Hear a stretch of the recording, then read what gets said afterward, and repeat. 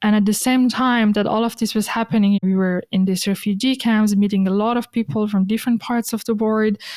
And this was giving me the opportunity to see and understand a lot of things I had never seen. For example, at the time, the Chechnya war in Russia was happening, and there was a lot of refugees coming from Chechnya. I had never heard the name before. I was like, where is this place in the world?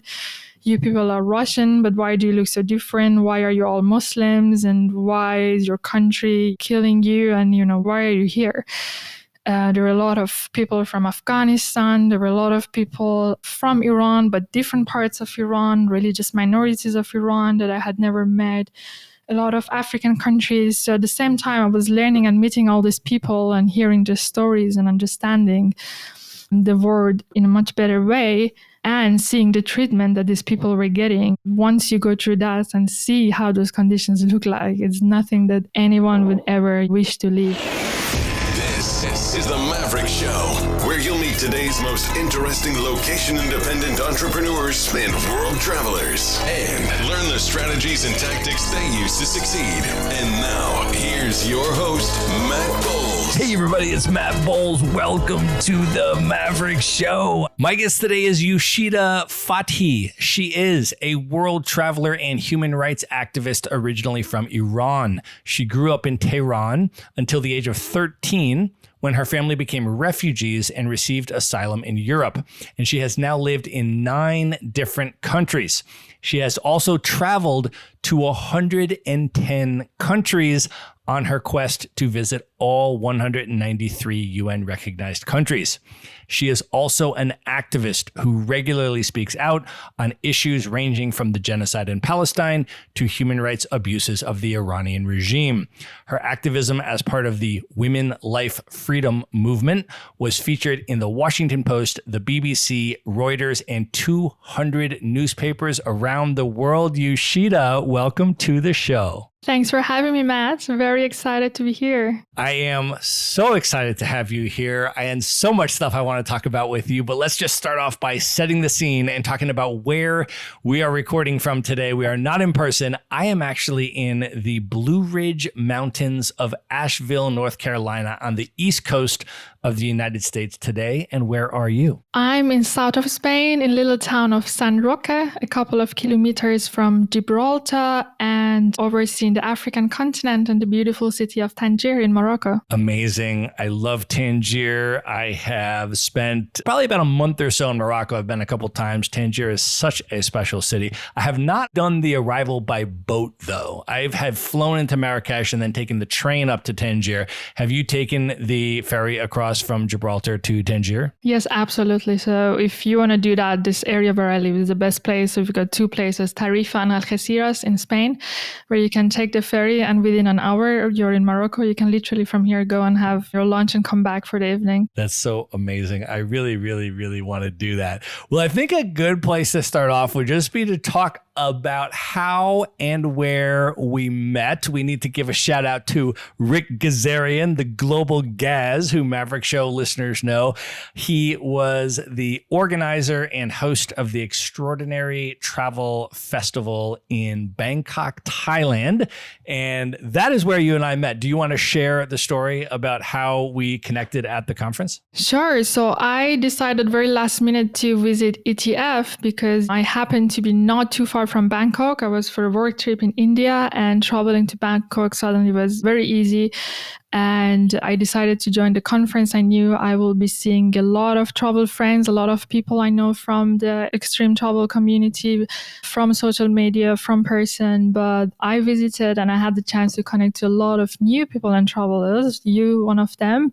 You were one of the people who had a talk, a very inspiring talk. You talked about the digital life and how you started living this life and about your podcast and everything. And I was really inspired by everything you said, and extra on top, very touched when you started talking about the Palestine situation and Gaza, which was not something I was expecting at that moment, but having a platform and a space and using that to raise the voice of others was really nice of you, and really happy that we got connected and became friends since then. Well, there were over 250 people at the conference. It was totally sold out. And the way that I think I initially connected with you is because after my talk, and as you mentioned, if I have a platform and my government and my tax dollars and my elected representatives are funding, arming, and backing a genocide, I am, of course, going to use any platform that I have to try to speak out against that and raise awareness and talk about that publicly. And so as I was doing that, right after my talk, you had posted a story with a picture from that portion of the talk and had some really nice things to say about it as well. And so I saw your Instagram story and then immediately wanted to find you and connect with you. And then we spent a whole bunch of time at the conference and connected on many, many levels. And I as well, in learning about you, was so impressed and so inspired by all of these amazing things that you were up to as well.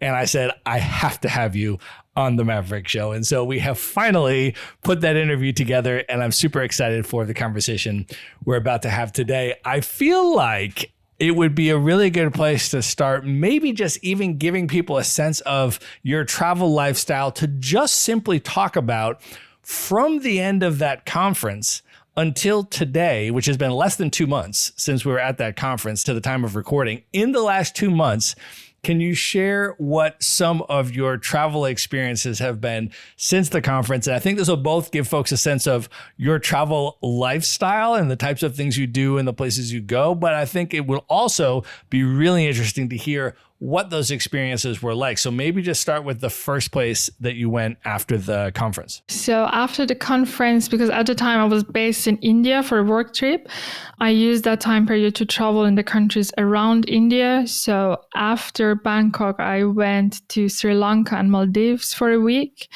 I spent the weekend in Dhaka, Bangladesh, and then my time in India ended. I came back to Europe for a couple of days home and Christmas days with families, and then went all the way to the Caribbean, to Jamaica for a week, back to Europe and to Libya. Just came back less than 2 days ago from a trip to a country that I wanted to visit for a very, very long time. Let's talk about Jamaica first. Can you give folks a context of why you went to Jamaica? And I think this will be interesting for people as well who are not familiar with the community of people that are traveling to 193 countries and how tight-knit that community is. So maybe just share a little bit about what brought you to Jamaica. And then once you were there for your very first time, what types of experiences did you have in Jamaica? What was it like? The very special reason of going to Jamaica was that one of my very good travel friends, Yooshita, who is a traveler from Hungary, she literally traveled the world, and Jamaica was going to be her very last country from the all 193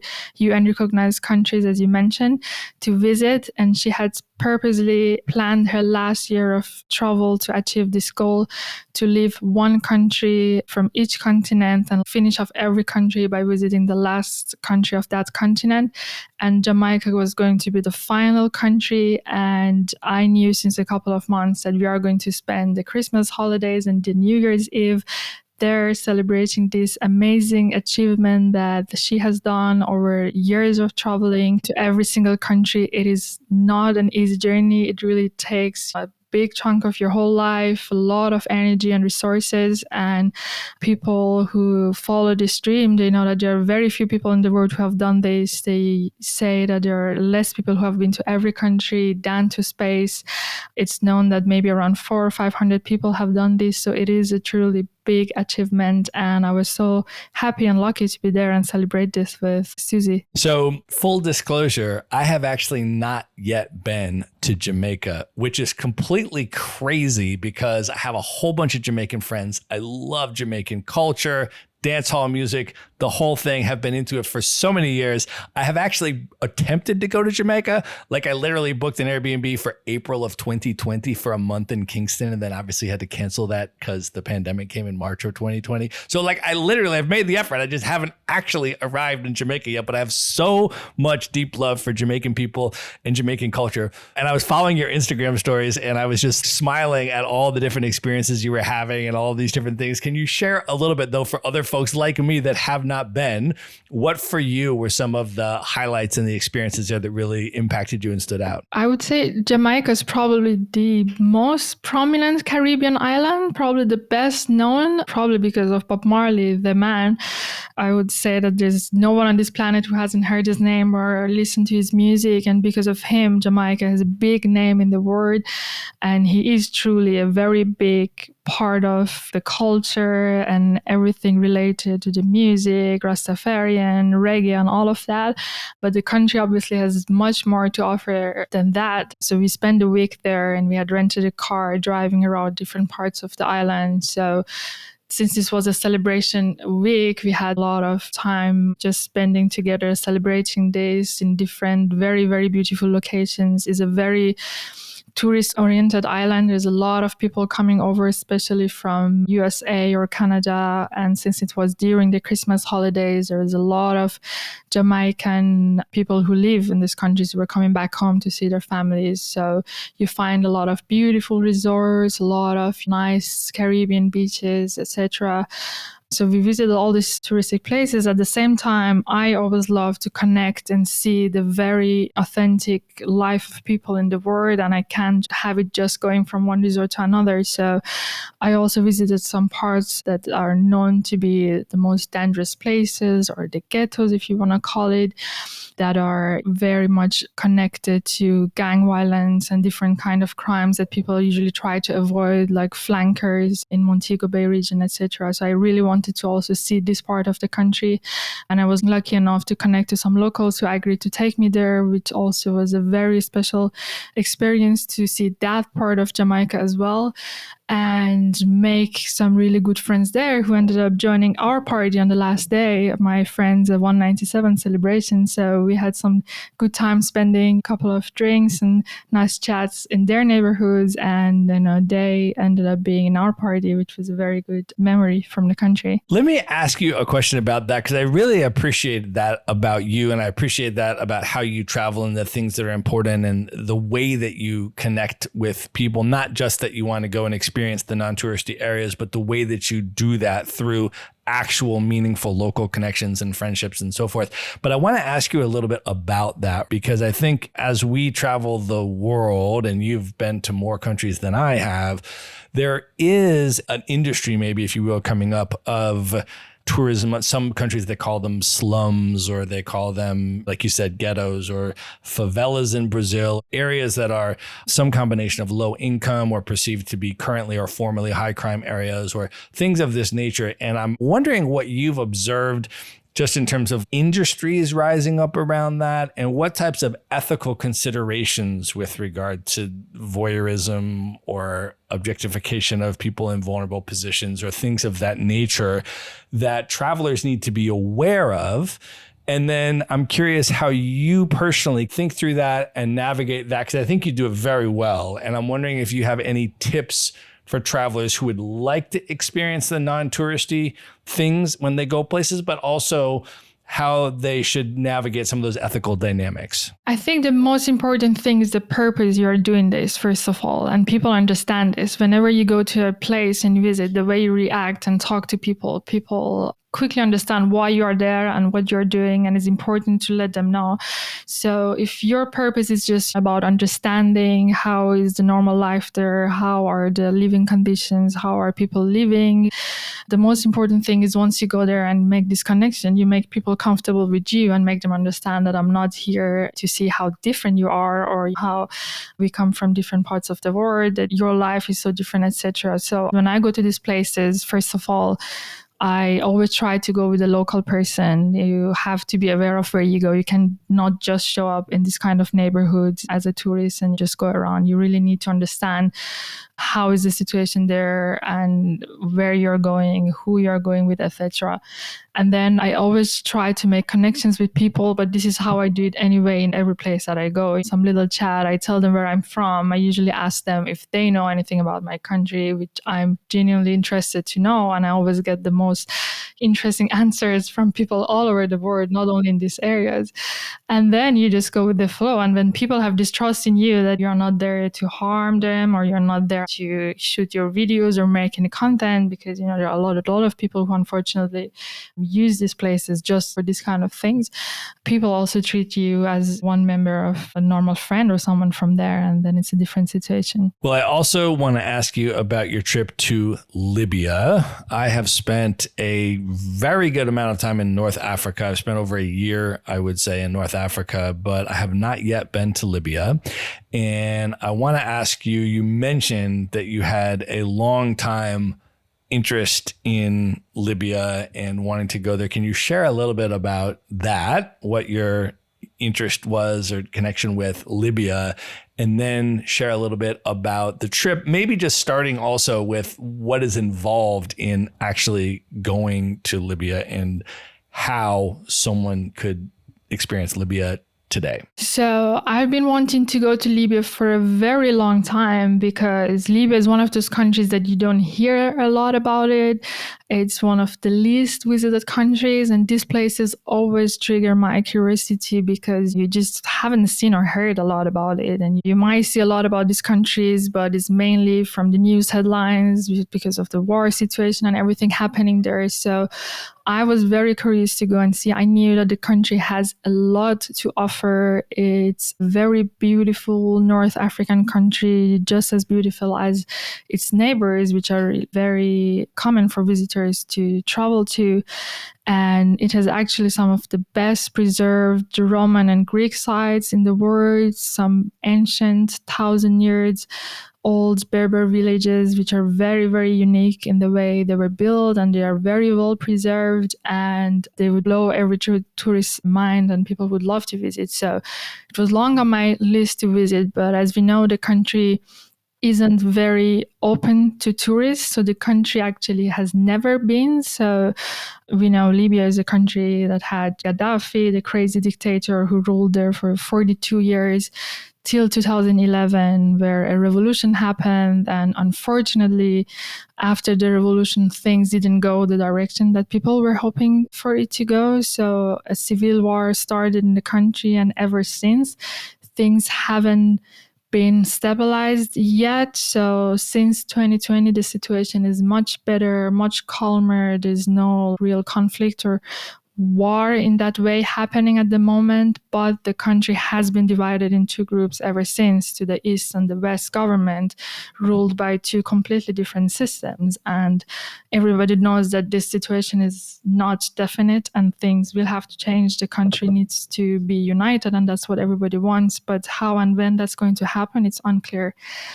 So prior to 2011, there were more people who were allowed to visit the country, but even back then you were required to go with a travel agency and have a pre-arranged itinerary, etc. So you weren't allowed to travel independently. Then obviously during the years of war, nobody could visit the country.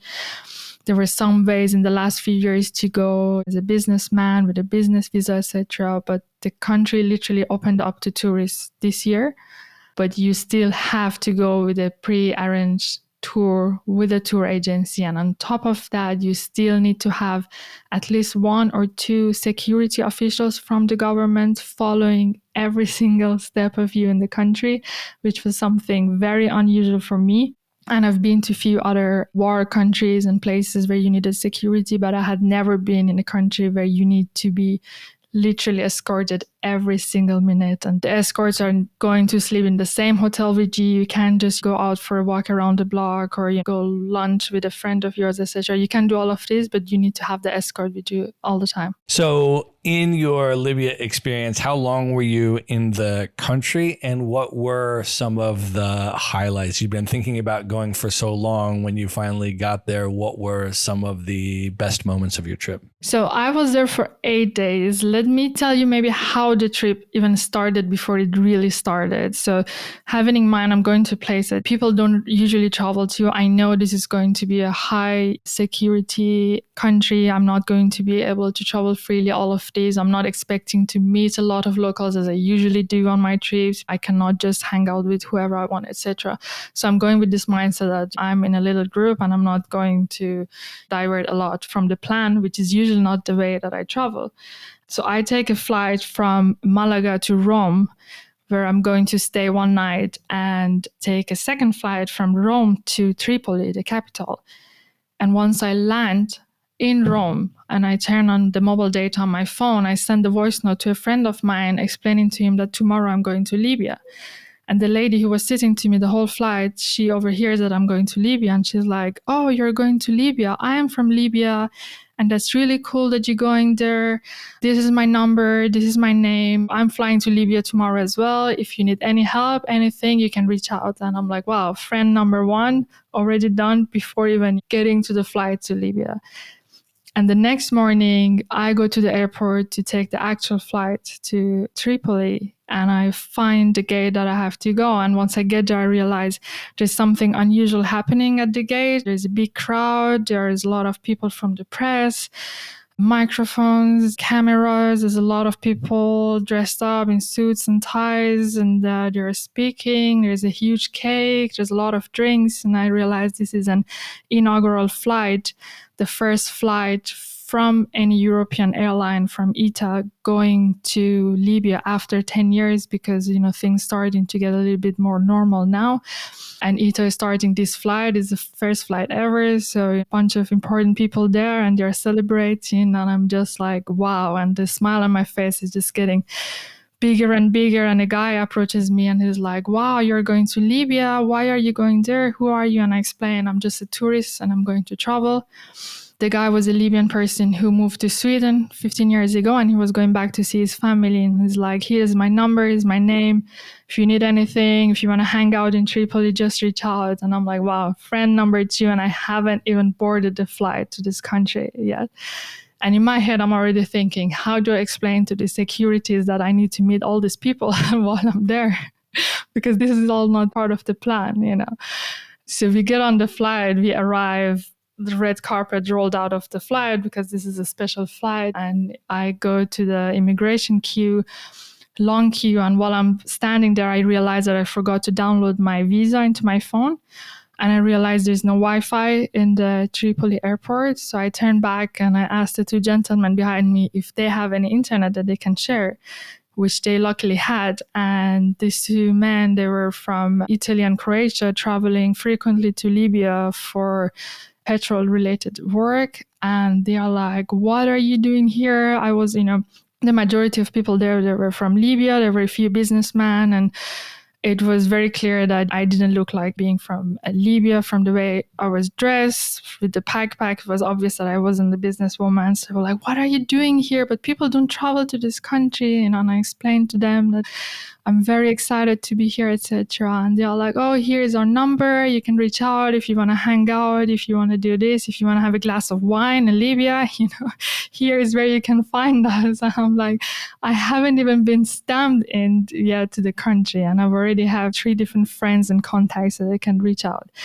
And from that moment, you could see on my face, the smile was just too big. Excitement was popping out of my eyes. Even though in these places, you're always told, try to not stick out, try to be calm and blend in, etc. You could see from a kilometer long that this person is a tourist and she's here, she's different, and she's very happy to be here. And that's how the trip started. So once you got into Libya, over the course of those 8 days, having these friends already established as you enter the country. What then were the 8 days like, and what were some of the moments on that trip that you most remember? We did a road trip to Ghadames, which is around 600 kilometers south of Tripoli. This is somewhere where you get very close to the Algeria-Tunisia border.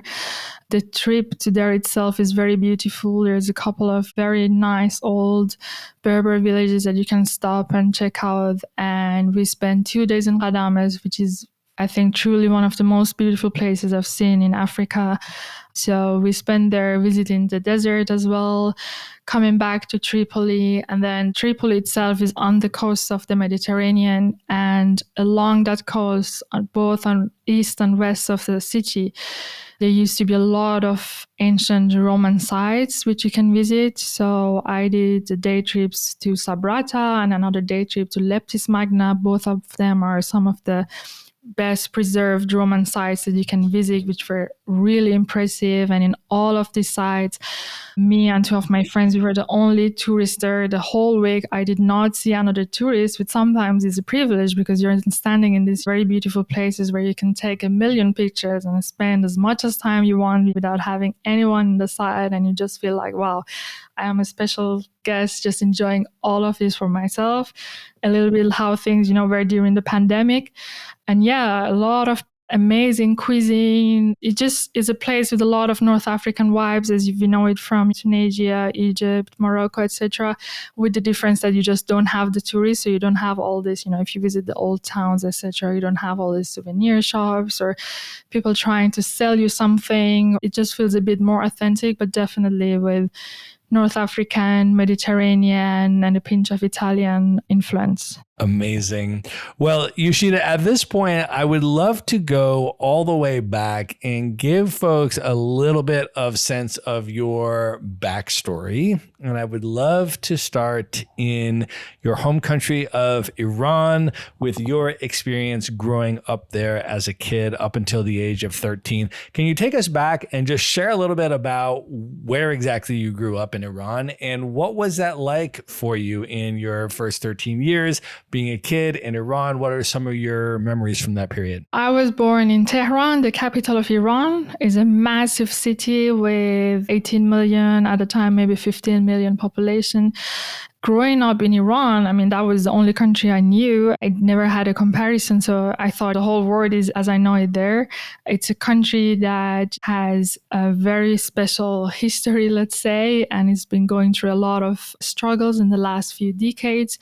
There's a lot of restrictions growing up in the country. It's very highly restricted by the government. For a lot of people, like my family, people are very open-minded in a lot of senses, but the government imposes a lot of restrictions, and you growing up in this double identity where you can do a lot of things at home, but as soon as you open the door and you go on the streets, you have to change the way you are dressed, you have to change the way you appear, the clothes you put on, the way you speak, the things you say. You have to always be careful what you mention in the school or not.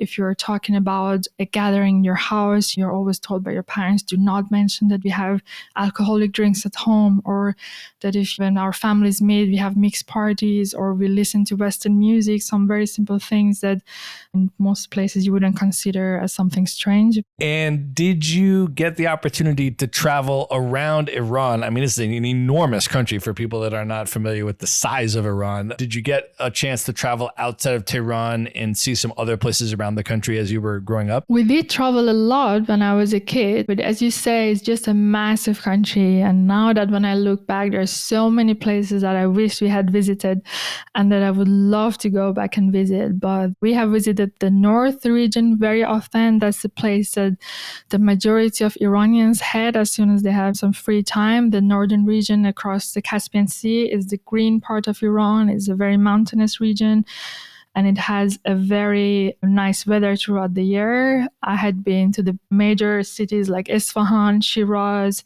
to the south, to a lot of cities, but as I said, there's still a lot of the country that I haven't been able to see. So for people that have never been to Iran and would like to visit, what would you put people onto or recommend, and also any tips or advice you would have for people that might want to plan a trip to Iran? The good thing about Iran is that it really offers anything that you as a traveler could be interested in. So if it's nature, it has really from desert to mountains to beautiful beaches to waterfalls. It has different parts to offer. If you're into historical places, it has some really beautiful historical sites. If it comes to culture, you have really different places. So it really depends on your preferences. But as a must, if you go to Iran for at least 10 days or 14 days, you have to visit the two cities of Isfahan and Shiraz.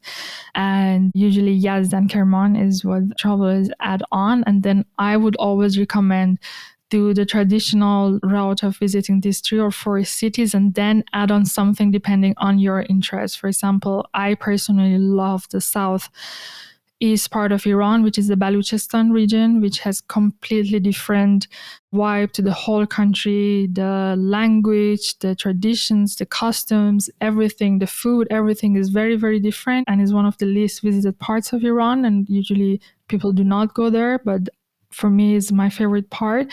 But yeah, depending on your interest, I would add on something specific that is out of the very common itinerary. Well, I want to go to Iran so badly. I have not yet been, and I have wanted to go for so long. All the way back in high school, one of my best friends was Iranian. He had moved to the US when he was, I think, about 12. His family had moved over, and he became one of my best friends in high school. This was in Buffalo, New York. So I would get invited to the Iranian community barbecues. So I would go out there, and then they'd be like, who is that white dude who's eating all of our food, right? But Iranian food I fell in love with. I have all of these Persian friends. And then, of course, I lived in LA for many years, which folks may know is referred to as Tehrangeles because of the sheer volume of Persian folks that live in Los Angeles. So I feel like I have had so much Persian cultural immersion over the years in these different ways. It's one of my favorite foods in the world. And I will say that literally 100% of the Maverick Show guests that I have interviewed that have been to Iran have just raved about how amazing and how special and how incredible it is and just recommend it so highly. So it is really, really, really at the very tippy top of my list. So I will definitely be consulting you, Yooshita, when I start to plan my trip to Iran. But I want to continue with your journey. So you lived there up until the age of 13. Can you talk about what then changed for you at the age of 13 and what happened with your family? I'm the only child of the family, and me and my parents were living together. My mom did not want me to grow up in Iran because growing up as a woman there, she faced all these restrictions throughout her life.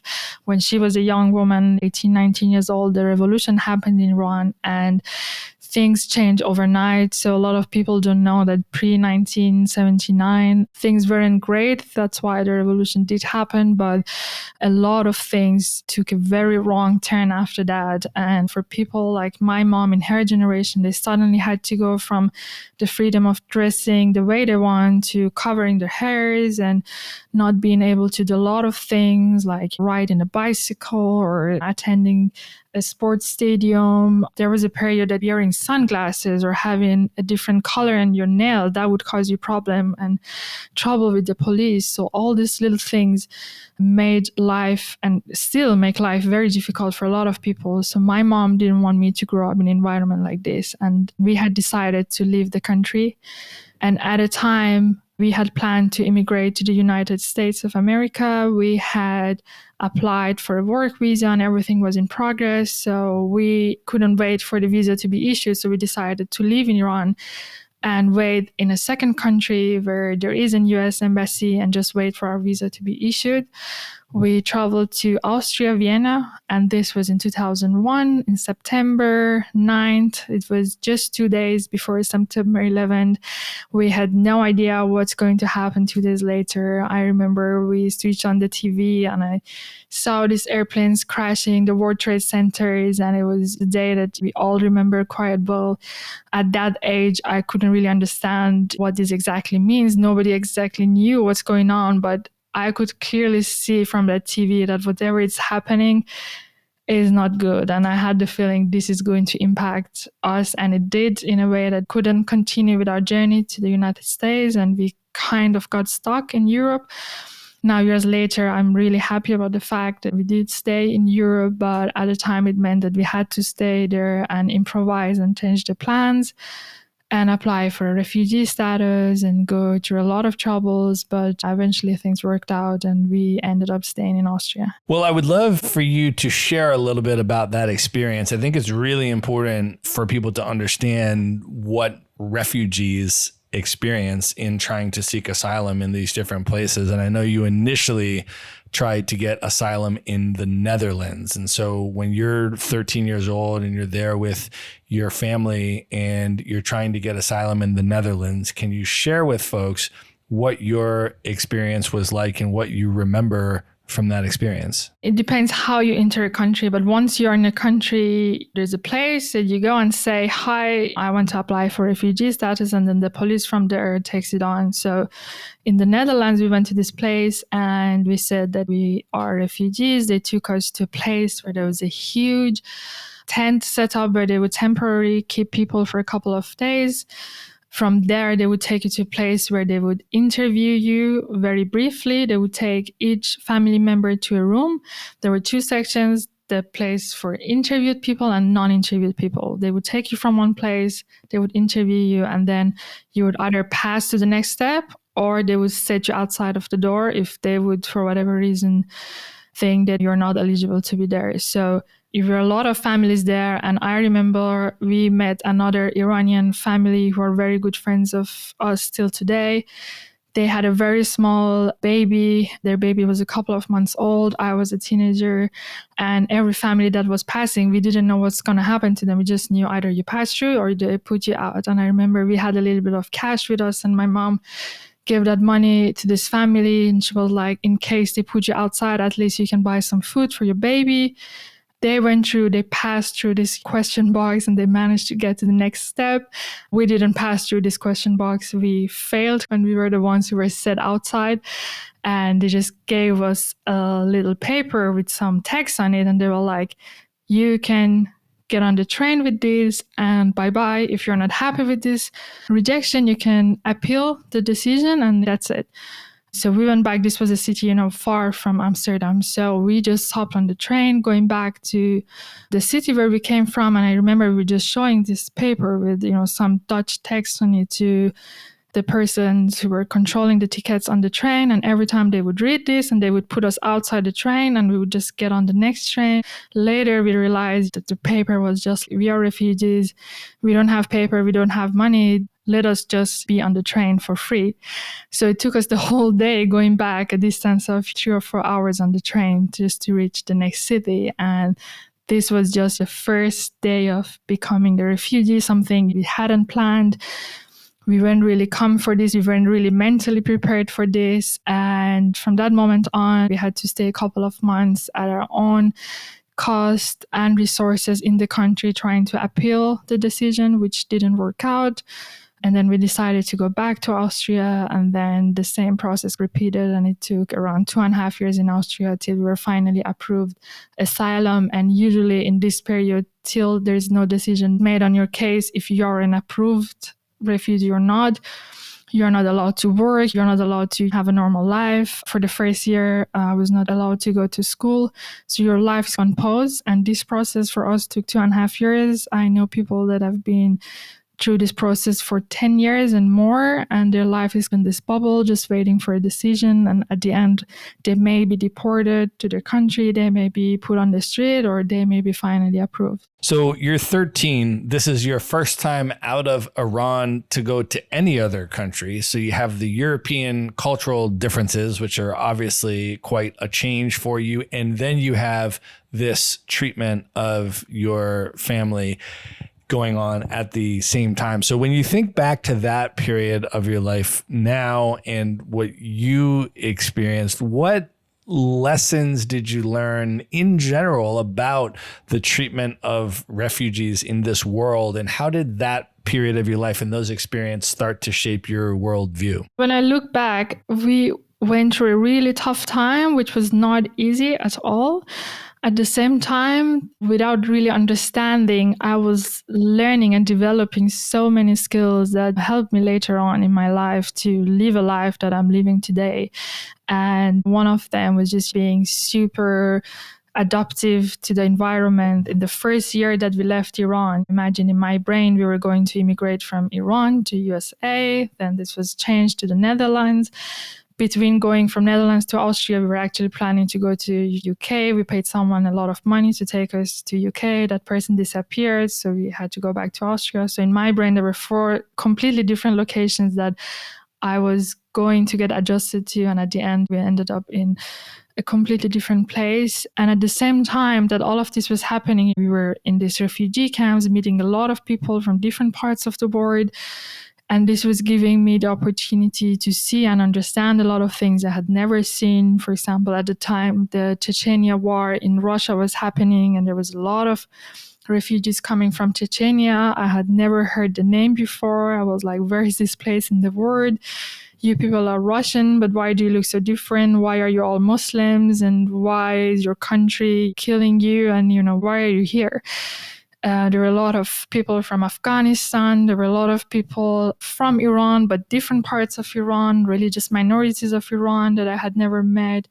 A lot of African countries. So at the same time, I was learning and meeting all these people and hearing their stories and understanding the world in a much better way, and seeing the treatment that these people were getting. People were there with different financial situations. Some people had some personal resources that they could spend on themselves, but if you didn't have anything on you, you were fully dependent on this refugee situation, and you were usually given a not very good condition of living, a place to live, some food. I hear a lot from people in the West that they say refugees come, they take our money, they receive a place to live for free, there is food money, etc. But once you go through that and see how those conditions look like, it's nothing that anyone would ever wish to live. And we're talking about some of the best countries actually in the world to accept refugees. People are given a very, very small space to live.